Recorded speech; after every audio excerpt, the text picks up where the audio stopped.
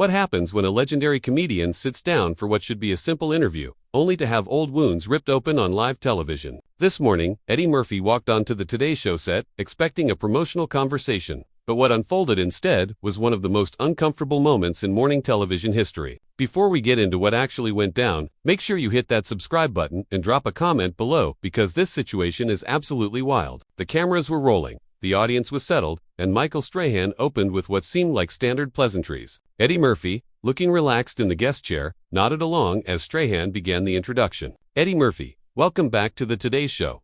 It has been too long," Strahan said with his signature smile. "Good to be here, Michael." "Always good to be here," Eddie replied, his tone casual and friendly. "You know, we have so much to talk about. Your career, your comeback, everything you have been working on, but I want to start with something that I think a lot of people have been curious about," Strahan said, leaning forward slightly. Eddie's expression remained neutral, though there was a slight shift in his posture. "Sure, let's do it.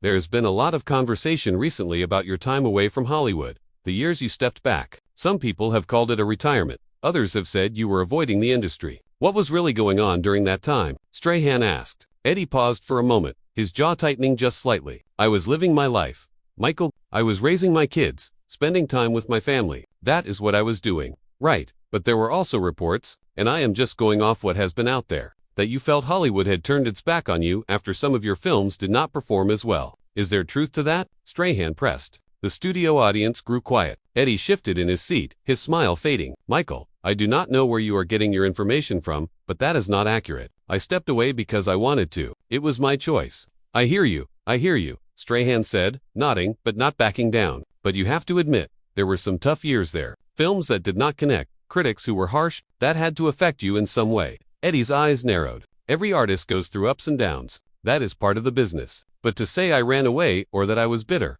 that is not what happened. I am not saying you ran away, Eddie. I am just trying to understand the narrative, because, you know, when someone like you, a legend, steps out of the spotlight for as long as you did, people wonder. They speculate. And some of those speculations were not exactly kind," Strahan explained. "Speculations," Eddie repeated, his tone sharper now. "So you are basing this conversation on speculation?" Strahan raised his hand slightly, a gesture meant to be calming. "I am basing it on what has been reported, what people have said over the years. I think it is fair to address it, do you not?" "Fair?" Eddie's voice rose slightly. "What is fair about dredging up rumors and presenting them like they are facts? I came here to talk about my work, not to defend myself against gossip."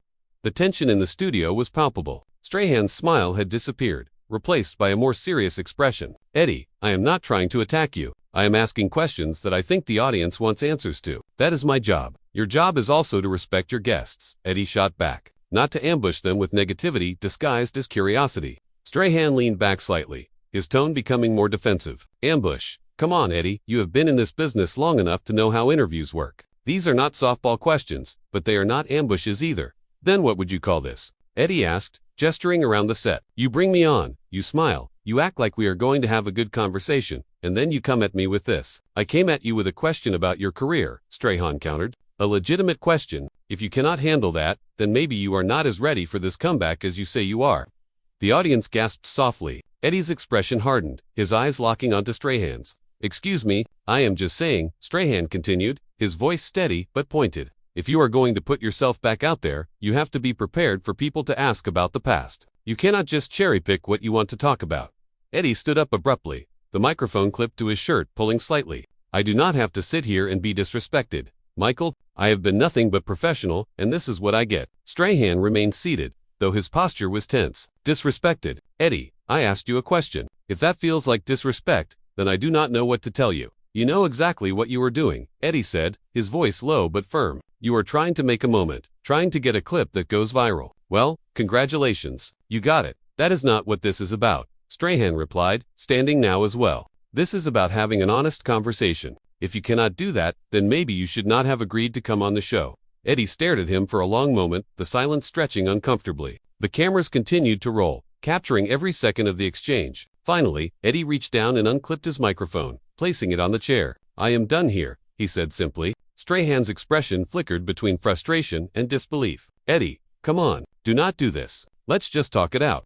"There is nothing to talk out," Eddie replied, already turning toward the exit. "You made your choice about how this was going to go. I am making mine." "Eddie, wait," Strahan called after him, but Eddie did not stop. He walked off the set, past the crew members who stood frozen, unsure of how to react. Strahan turned back to the cameras, his jaw clenched. He took a breath, clearly trying to compose himself. Well, that just happened. We will take a quick break and be right back. The feed cut to commercial, but the damage was already done. Social media exploded within minutes, clips of the confrontation spreading across every platform. People took sides immediately, some defending Eddie for standing his ground, others siding with Strahan for asking tough questions. The debate raged on, but one thing was clear. This was not just another celebrity interview gone wrong. This was personal, and it was far from over. The commercial break felt like it lasted forever, but it was only 2 minutes. When the cameras came back on, Michael Strahan was still standing on the set, visibly shaken but trying to maintain his composure. The empty chair where Eddie Murphy had been sitting moments before was a glaring reminder of what had just transpired. "Welcome back," Strahan began, his voice measured. "As you just saw, Eddie Murphy has left the set. I want to address what happened because I think there is some confusion about the nature of this interview. My intention was never to disrespect Eddie or to ambush him. I asked questions that I believed were relevant to his career and his return to the spotlight. If he felt differently about that, I respect his decision to leave, but I stand by my approach." The audience remained quiet, some faces showing discomfort, others nodding in agreement with Strahan's words. He continued, "We have a responsibility as journalists, even in morning television, to ask meaningful questions. Not everything can be a puff piece. Not everything can be about promoting a project without context. I hope viewers understand that."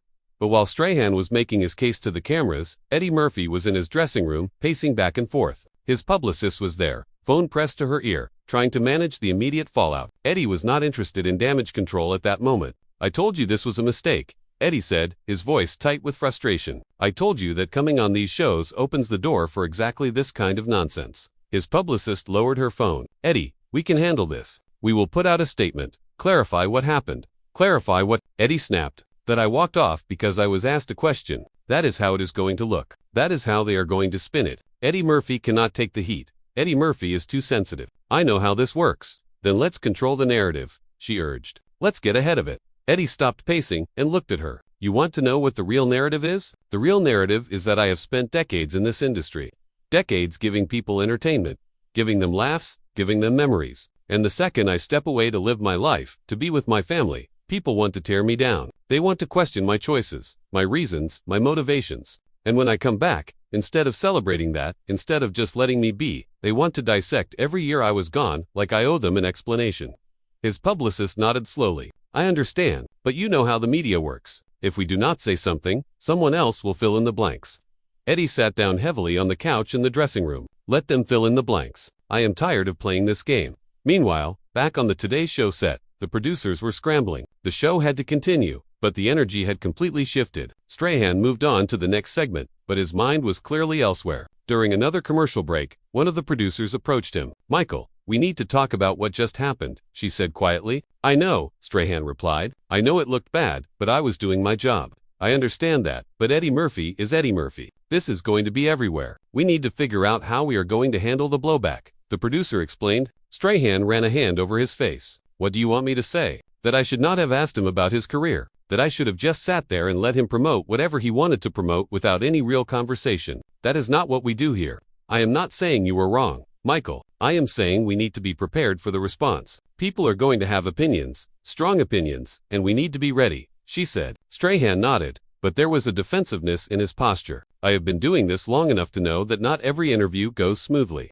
but I am not going to apologize for asking a question." The producer left, and Strahan returned to the set for the remainder of the show. But the elephant in the room was impossible to ignore. Every segment felt weighted, every smile forced. The audience could sense it, and so could the viewers at home. By the time the show wrapped, social media was in full meltdown mode. Hashtags were trending, think pieces were being written, and everyone from fans to fellow celebrities was weighing in. Some defended Eddie, arguing that Strahan had crossed a line by framing the interview around negativity and speculation. Others defended Strahan, insisting that tough questions are part of journalism and that Eddie overreacted. But the most interesting takes came from people who saw something deeper in the exchange. They pointed out that this was not just about one interview or one question. It was about the broader issue of how black men in entertainment are treated, how their choices are scrutinized, and how they are expected to perform gratitude and openness even when faced with disrespect. One tweet that went viral read, "Eddie Murphy does not owe anyone an explanation for living his life. The fact that he was put in a position to defend taking time for his family says everything about what is wrong with celebrity culture." Another countered, Michael Strahan asked a fair question. If you are coming back into the public eye, you have to expect people to be curious about why you left. That is not disrespect, that is reality.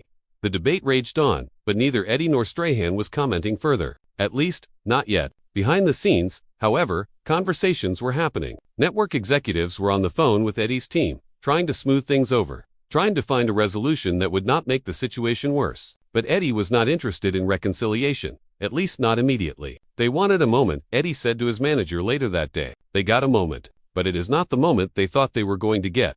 His manager sighed. Eddie, I get it. I do. But walking off a live show, that is a big deal. People are going to talk about this for a long time. Let them talk, Eddie replied. I am not going to sit there and be a punching bag for the sake of good television. I have done that before, and I am not doing it again. What about the projects you are working on? The comeback you have been building toward? This could affect all of that, his manager pointed out. Eddie leaned back in his chair, his expression unreadable. If my comeback depends on me being disrespected on morning television, then maybe it is not worth it. Maybe I was right to stay away in the first place. The words hung in the air, heavy with implication. His manager did not respond immediately, knowing that Eddie was speaking from a place of raw emotion. But the question remained, what would come next? Would Eddie continue with his plans, or would this incident derail everything he had been working toward? Back at the Today Show, Strahan was facing his own reckoning. Colleagues approached him throughout the day, some offering support, others expressing concern about how the interview had gone. One veteran producer pulled him aside and spoke bluntly. Michael, you are a great host. You have great instincts, but you have to know when to read the room. Eddie was clearly uncomfortable, and instead of pulling back, you pushed forward. Sometimes, knowing when to pivot is just as important as asking the right questions. Strahan listened, his jaw tight. I hear you, but I do not think I did anything wrong. I asked a question, he did not like it, and he left. That is on him, not me. The producer nodded slowly. Maybe, but perception matters. And right now, the perception is that you pushed a legend off your set. Whether that is fair or not, that is what people are saying. Strahan did not respond. He knew the producer was right, but admitting it felt like admitting defeat. And that was not something he was ready to do. As the day wore on, the story only grew bigger. News outlets picked it up.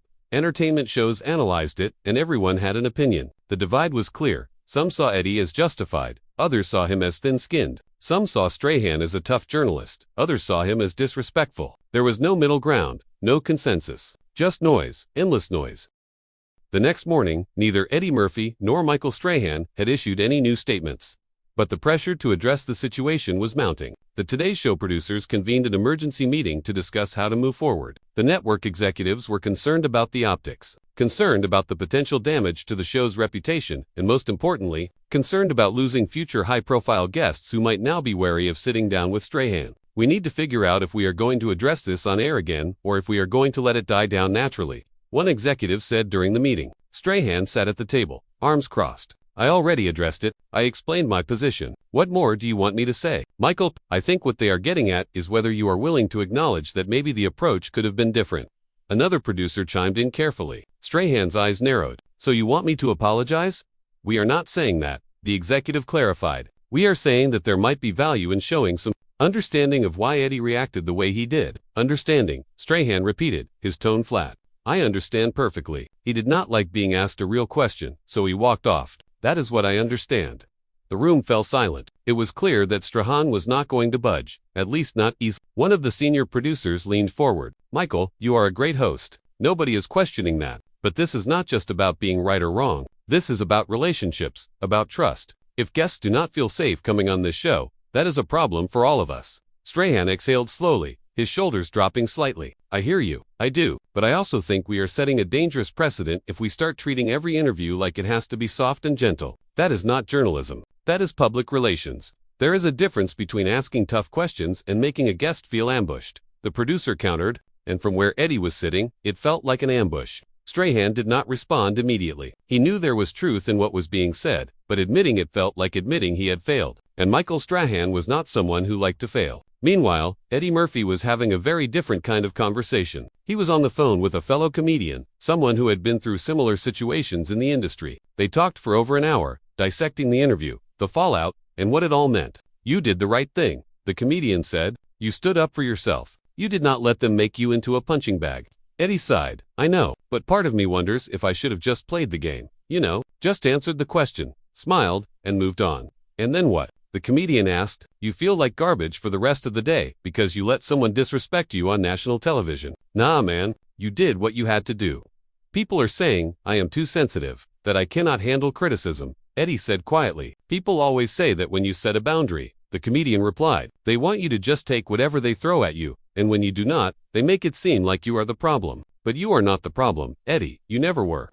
Eddie appreciated the support, but he also knew that perception mattered. Whether he was right or wrong in walking off, the damage was done. The question now was how to move forward without letting this define the next chapter of his career. Later that day, Eddie's publicist convinced him to release a brief statement. It was carefully worded, designed to clarify his position without escalating the situation further. The statement read, "I have the utmost respect for the Today Show and its audience. However, I believe that interviews should be built on mutual respect and honest conversation, not on rehashing speculation and negativity. I chose to walk away because I felt that boundary was crossed. I wish Michael and the team well, and I look forward to continuing to share my work with those who appreciate it."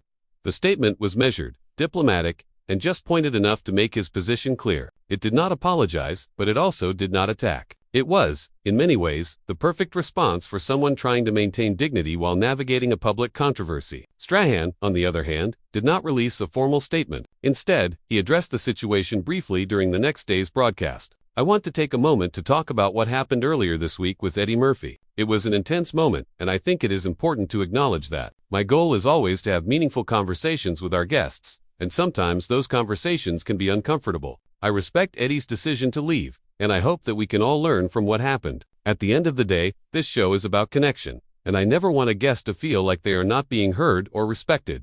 It was not quite an apology, but it was an acknowledgement, and for many viewers, that was enough. The tone was conciliatory without being submissive, and it allowed Strahan to save face while also showing some humility. But the real resolution, if there was one, came in the weeks that followed. Eddie Murphy continued with his projects, appearing on other shows and doing interviews that were far more positive. He did not mention the Today Show incident again, letting his work speak for itself. Strahan, meanwhile, adjusted his approach slightly, still asking tough questions but being more mindful of tone and timing. The industry took note. Other hosts and journalists discussed the incident in private, debating where the line was between tough journalism and disrespect. Some saw it as a cautionary tale, a reminder that even the most seasoned professionals can misjudge a situation. Others saw it as a necessary confrontation, a moment that forced important conversations about how black men in entertainment are treated and how their boundaries are respected or ignored. For fans, the incident became a touchstone, a moment that people referenced when discussing celebrity interviews and media ethics. Some continued to defend Eddie, others continued to defend Strahan, but most agreed on one thing. It was a reminder that behind the glitz and glamour of celebrity, there are real people with real feelings, and those feelings matter. As time passed, the intensity of the debate faded, but the memory of that morning remained. It remained in the way hosts approached sensitive topics, in the way publicists prepped their clients for interviews, and in the way audiences watched, knowing that at any moment, things could go off script. Eddie Murphy never returned to the Today Show, at least not during Strahan's tenure. Whether that was a conscious choice or simply a matter of scheduling was never made public. But the absence spoke volumes. It was a quiet statement, a reminder that respect is not negotiable, and that walking away is sometimes the most powerful response. Michael Strahan continued to host, continued to interview, and continued to build his career. But those who worked with him noticed a shift, a slightly softer edge, a bit more awareness of when to push and when to pull back. It was subtle, but it was there. In the end, the clash between Eddie Murphy and Michael Strahan was not just about one interview or one question. It was about legacy, respect, boundaries, and the complicated dance between public figures and the media that covers them. It was about two men, both at the top of their fields, both with strong convictions, colliding in a moment that neither expected but both had to navigate. And navigate it they did, in their own ways, on their own terms. The cameras captured the clash, but the real story, the real resolution, played out in the choices they made afterward. Choices about how to respond, how to move forward, and how to maintain dignity in an industry that often demands you sacrifice it. So, what do you think? Was Eddie Murphy justified in walking off, or did Michael Strahan have every right to ask tough questions? Drop your thoughts in the comments below, and make sure you subscribe because we are going to keep covering the moments that everyone is talking about. What side are you on in this whole situation?